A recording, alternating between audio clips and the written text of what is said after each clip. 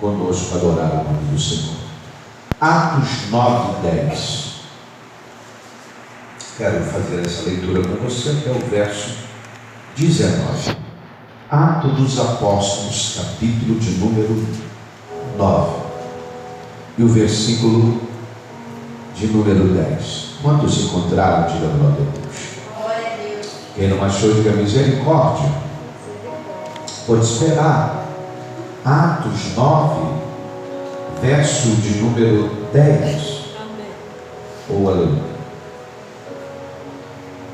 Diz assim as Sagradas Letras: ora, havia Damasco um discípulo chamado Ananias. Disse-lhe o Senhor numa visão: Ananias. Ao que respondeu: eis-me aqui, Senhor. Então o Senhor lhe ordenou: dispõe-te e vai à rua que se chama direita, e na casa de Judas, e procura por Saulo, apelidado de Tarso, pois ele está orando. E viu entrar um homem chamado Ananias, e impor-lhe as mãos para que recuperasse a visão ou a vista. Ananias, porém, respondeu: Senhor, de muitos tenho ouvido a respeito desse homem, quantos males ele tem feito aos teus santos em Jerusalém. E para que aqui trouxe até a autorização dos principais sacerdotes para prender a todos os que invocam o teu nome.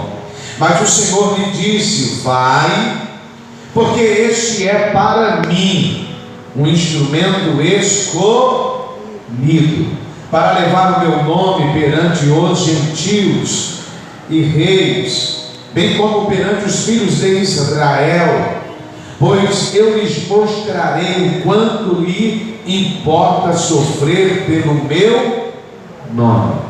Então Ananias foi, e entrando na casa, impôs sobre ele as mãos, dizendo: Saulo, irmão, o Senhor me enviou, a saber, o próprio Jesus, que te apareceu no caminho por onde vinhas, para que recuperes a visão ou a vista e fiques cheio do Espírito Santo.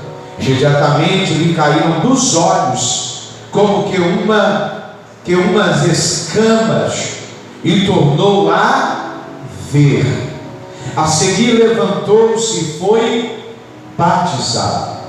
E depois de ter alimentado, sentiu-se fortalecido. Então permaneceu em Damasco alguns dias com os discípulos. Você assenta, desocupa as suas mãos e aplauda ao Rei da Glória.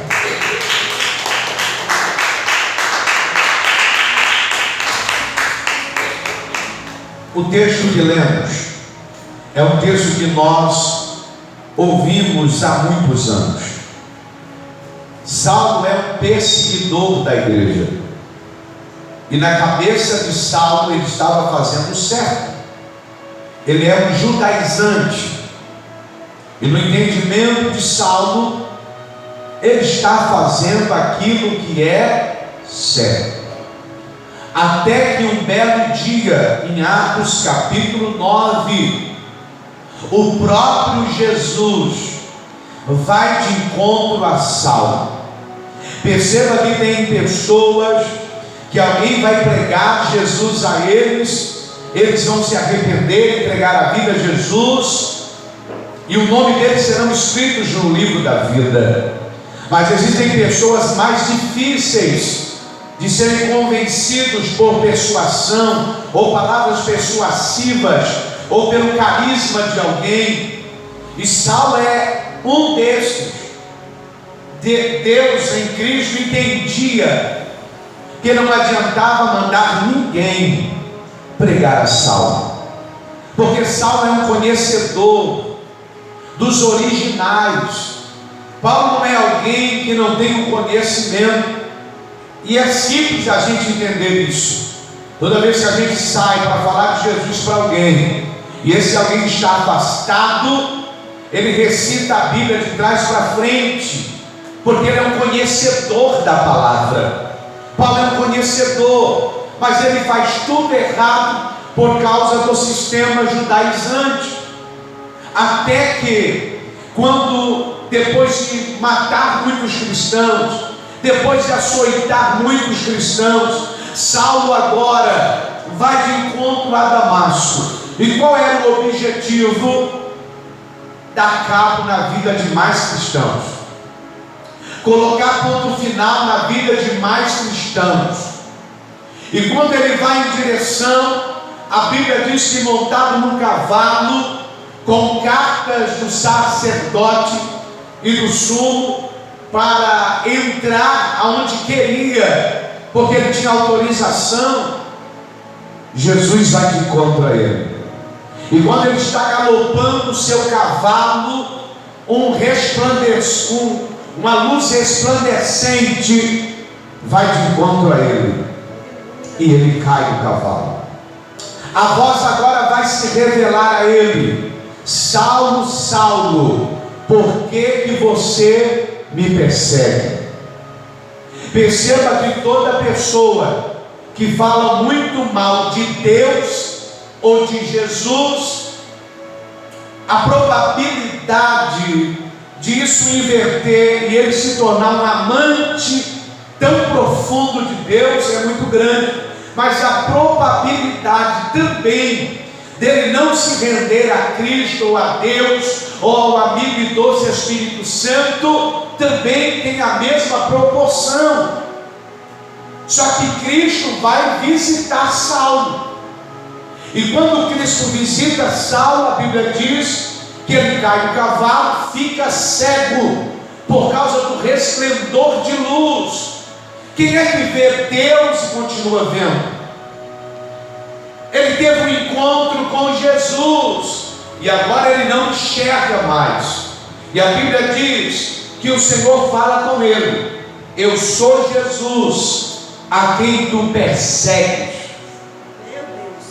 mas levanta e entra na cidade, aonde te dirão o que convém fazer. Olha o cuidado de Deus com alguém que vai se tornar um grande instrumento nas mãos de Deus. Olha como Deus trata alguém que aos olhos dos homens é improvável. Porque quem olhava para Saulo via ele como alguém improvável para Deus usar. Era improvável devido à religião que o prendia. E Jesus, quando encontra com ele, se revela dizendo: você está me perseguindo, e duro é recalcitar contra os meus aguilhões. Vai, entra na cidade. Só que agora, conjectura para não ferir o texto, você não vai matar mais crente. Você vai para um local para onde eu te direcionar, porque já tem um povo já te esperando. Aleluia, Deus. O homem está cego. Como é que alguém cego vai chegar até a casa de Judas? Já tinha alguém pronto, porque Deus é Deus de revelação. Deus é o Deus que fala. Deus é o Deus que traz aquilo que está por detrás das letras. Deus é aquele que avisa antes de que algo ruim aconteça. Tem gente que Deus fala pelo sonho, ele faz de conta que Deus não está falando. Tem gente que Deus usa profeta, ele faz de conta que Deus não está falando. Eu me lembro que quando Deus estava para trazer, para manifestar, para permitir a enfermidade sobre a vida do Gabriel, o Senhor me avisou. O Senhor disse: volta para a cidade. Eu estava numa campanha de 3 dias de oração. No segundo dia Deus levou uma missionária, a missionária Rita, na minha casa. Havia 10 anos que eu não a via. E ela entrou já marchando, falando em língua, e disse: eu vim para entregar o recado. Arabaracia, Camanaga, Churicanto, Remaia. Volta para a cidade, porque eu vou colocar algumas coisas no lugar. Então Deus nunca vai deixar você levar uma vida ao Deus dará. Por mais que alguém tente levar uma vida, como eu posso aqui me expressar, empurrando com a barriga, Deus sabe na hora de se revelar. E Deus se revelou a Saulo e disse: Saulo, já tem um lugar te esperando, já tem uma casa te esperando, já tem as diretrizes. E aqui eu quero abrir parênteses. Quando de verdades a conversão da nossa vida, ninguém precisa ficar recitando as coisas para a gente 5, 10, 15, 20, 30 anos na igreja. Não. Saulo tem um encontro com Jesus num dia e no outro ele já está orando. Ele tem um encontro com Jesus num dia e no outro ele já está orando. Aí Deus vai visitar Ananias, porque Deus, para levantar alguém improvável, Deus precisa usar alguém. Deus não vai descer aqui e fazer tudo aquilo que o homem tem que fazer. Não. Aquilo que é para mim, para você fazer, Deus jamais vai fazer. Vamos aqui usar algumas coisas. Cuidar da saúde. Deus não vai cuidar da sua saúde se você não cuidar primeiro. Deus pode curar, Deus pode dar saúde, vigor, mas se você não cuidar, que é a sua parte, Deus não pode fazer isso por você. Nós estávamos aqui no Yom Kippur e Deus nos deu um segredo no original do hebraico, que quando Abraão estava para sacrificar Isaac, para matar Isaac no sacrifício, os anjos presenciaram e começaram a chorar. Está no original hebraico. Eles começaram a chorar e as lágrimas dos anjos caíram nos olhos de Isaac, ao ponto que, passado alguns anos, Isaac se tornou cego. Então perceba que aquilo que é para a gente fazer, outro não vai fazer. Eu já disse isso aqui. Os anjos queriam pregar no nosso lugar, e Deus disse: não, eu vou dar a eles a oportunidade de falar do meu amor. Aleluia. Seria muito mais fácil os anjos pregarem, porque os anjos conhecem o céu, os anjos conhecem a santidade, os anjos conhecem santificação, os anjos conhecem obediência, os anjos conhecem todos os atributos imutáveis de Deus. Seria muito mais fácil os anjos pregarem. Só que Jesus, Deus e o Espírito Santo vai fazer um boneco de barro lá no Gênesis, vai soprar o espírito de vida, o ruach, sobre a vida deles, sobre a vida dele, e vai dar a oportunidade de um homem ser vivente na terra, para que o homem pudesse pregar. Agora perceba que Jesus tem um encontro pessoal com Saulo. Saulo agora está orando cego. O homem que matava está cego. Porque você quer ver o orgulho de alguém cair, é cair enfermo. Aí acaba o orgulho, acaba a indiferença, acaba aquele negócio: eu sou melhor, eu vou fazer quando eu quero. Cai enfermo para você ver. Cai na cama para você ver. Você vai entender que nós não somos nada. Eu me lembro que no processo do Gabriel, estava o Gabriel enfermo, a bispa deu trombose, foi parar no hospital, ficou 10 dias. Eu disse: Senhor, meu filho aqui assim, a minha esposa agora com trombose, que batalha é essa? Me ajuda. Ela está lá sozinha, e ele não pode pegar Covid. Se pegar, o processo é muito mais rápido. Guarda o meu filho e guarda a minha esposa. Mas a gente que muitas vezes está atendendo e vendo pessoas que muitas vezes são indiferentes, quando caem no leito, começam a entender que não são nada, porque nós não somos nada.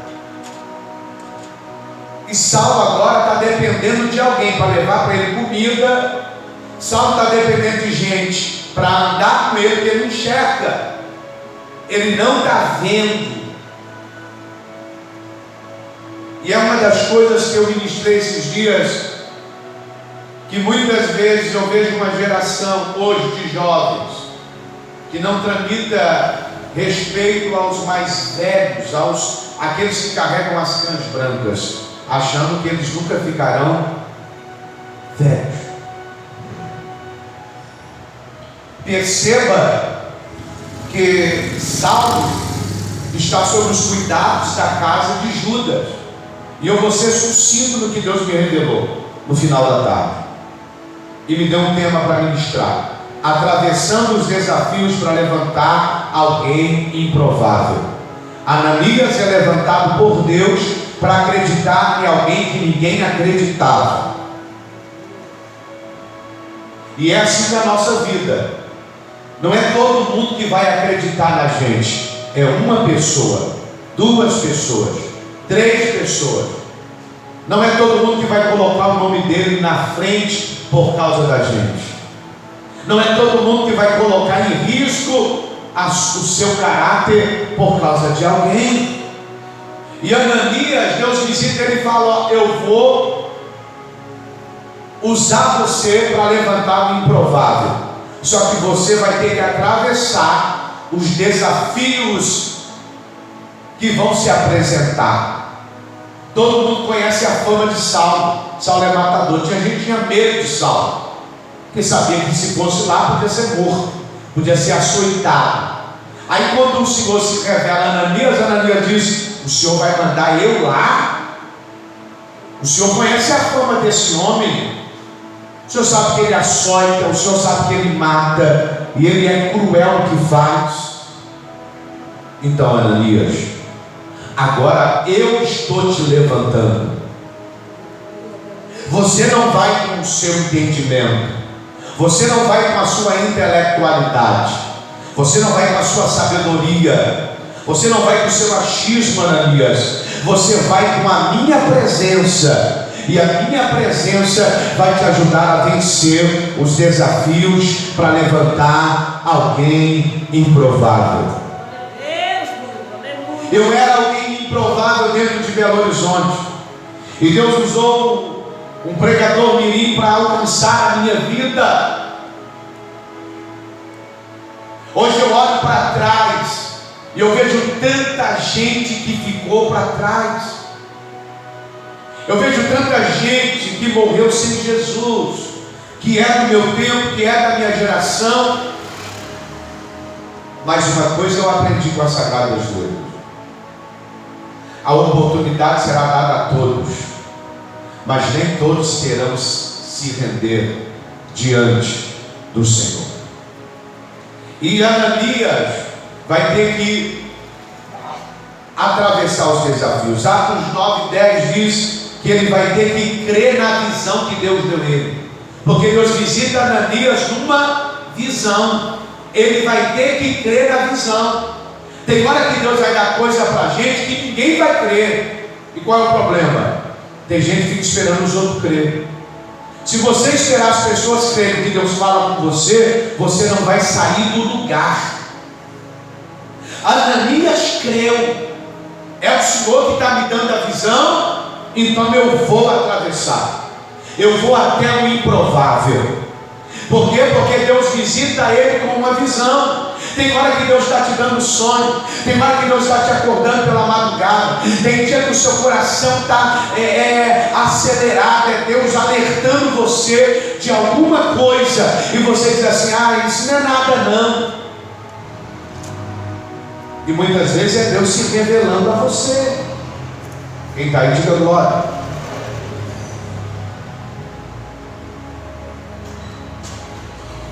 Ele creu na visão. ele atravessou os desafios, mas ele teve que crer na visão. Ele teve que crer naquilo que Deus deu a ele como visão. A segunda coisa que ele vai ter que atravessar como desafio, Atos 9:10, ele vai se posicionar e vai dizer para o Senhor: eis-me aqui. Foi cantado aqui. Esse hino tem hora que me faz chorar no meu particular em casa, porque a letra desse hino é muito forte, porque a letra desse hino é muito clara. O Senhor derramou sobre mim uma unção para que eu pudesse realizar aquilo que o Senhor confiou para mim fazer. E eu fico tentando entender por que pessoas recebem algo de Deus. Não foi o capeta que deu, não foi o homem que deu, e como ele recebendo, ou ela recebendo algo de Deus, ele não consegue se entregar a esse chamado, ele não consegue se entregar no nível que Deus quer que ele se entregue. Isaías 6, quando Deus procura alguém, não tem ninguém, ele proclama, ele dá um grito no meio da multidão: a quem enviarei?